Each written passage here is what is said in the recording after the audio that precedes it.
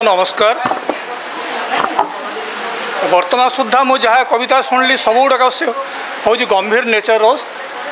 Serious nature मुझे वर्तमान आपण को गोटे हास्यरसात्मक कविता मुझे पठन करने को जाऊँगा। मोर गोटे क्षुद्र प्रयास आपण मुखर टे हस फुटाइवाई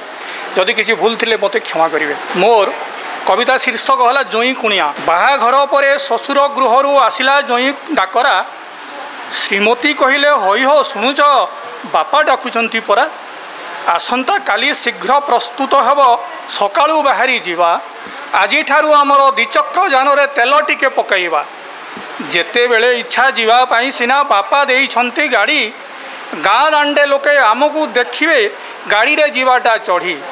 अमुकर झियो जई जाउछंती लोके कुहा कुही हेबे एतक शुणिले छाती कुंडे मोट फाटी पड़वा गरबे तेणु आउ जमा विलंब नक शीघ्र बाहरी पड़ी पैंट सार्ट बुट सूट पिंधि देह अतर मारिली अतर गंधरे मोहर शरीर महकी जाऊन थाए श्रीमती को खुशी मनरे जाइन कुंडई धरिली गाए चमकी श्रीमती घुंची जाई बोले मुहे तुम लाज नाही बापा बोऊ एवं समस्ते अच्छी एमती होच कहीं जहाँ हूँ आमे जाई पहुँचलु श्रीमती बापा घरे आमको देखिण समस्तंकर मन नाची उठिला खुशी रे मोटा सोटा मोर चेहरा देखिण मटन बराद कले एकाकी जई को 2 किलो नियंट श्रीमती जणई थिले रात्रि भोजन रे तंटी पर्यंत जोर रे भिड़ीण देली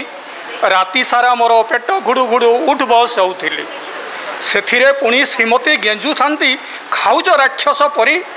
वायुदेव गुरु गर्जन गंधरे महत गलाणी सरी भितरु मालटा खलास होगाकू जेते जेबेले हैला तत्पर एते अतर्छिया भाविबा समय नथिला हातरे मोर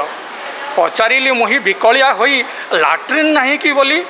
श्रीमती बोले पानी ढाली ढाल नियो बा पोखरी को जाओ चली टंका 12,000 देले सरकार लाट्रिन तैयारी न करी सही अर्थ राशि आराम रे देल खाई एबे झियो बहु मान इज्जत को पड़िया रे पकाइल सरकार स्वच्छ भारत योजना पाउछ भंडूर फल पोखरी को अबा पानी ढाल धरी पड़िया जीवा पाहिकी भाविबा समय मो पाखे नथिला हेउ थाए जाकी जुकी बाध्यरे गोटे गामुछा पकई ता उपरे छाड़ीदेली माल को जतने गंठिली पकई शोइबा घरे रखिली श्रीमती बोले घरे क्या रखुच बाहर रख बाहर पिंडारे कहली तुमर पोषा कुकुरटी टाणीदेव हे सत्वरे पानी ढाल धरी अगणारे जाई शौच होई पड़ी चमकी पड़ी तांको घरे थाई खासीदेला मोर शाड़ी मालर गंधरे शोइबा कोठरी आमर महकू थाए अस्पष्ट गलारे रागिण श्रीमती गाली वृष्टि करुथाए सधीरे कहले श्रीमती मो पाई एतिकी किए करिवो एही गंठिली को सकाळू गोपने बाहरे फोपाड़ी देव श्रीमती तक्षणे चमकी पड़ीन प्रवचन देई गले तुमको सीना मु बाहा होईची तुम विष्टा को नुहटी भले झाड़ा परिश्रा तुम सफा करी जेबे बुढ़ा होई जीवो तुम ए बयस से यह फोपाड़ा मो पक्षरे असंभव कि सभा करती बड़ी सकाळू हाथे धरी से गंठिली घरू बाहरीन चली गला बेले देखीदेला मोर शाड़ी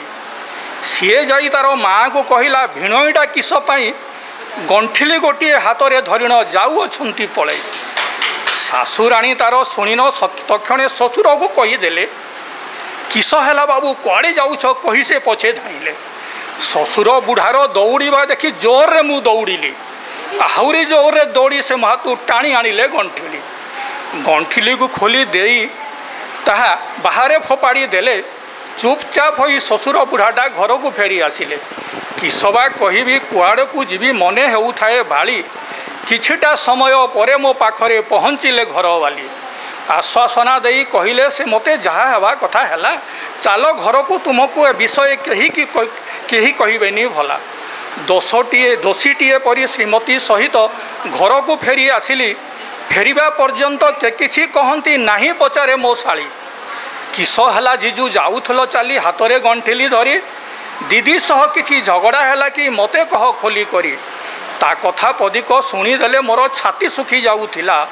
पाटी खनी मारी शरीर झाल गम गम बहुला निर्लज हसटे मुखे उकुटाई कहूली ताकू मुही एबे किछि बुझी पारिबुनी बाहा पछरे बुझिबु तुही। धन्यवाद, नमस्कार।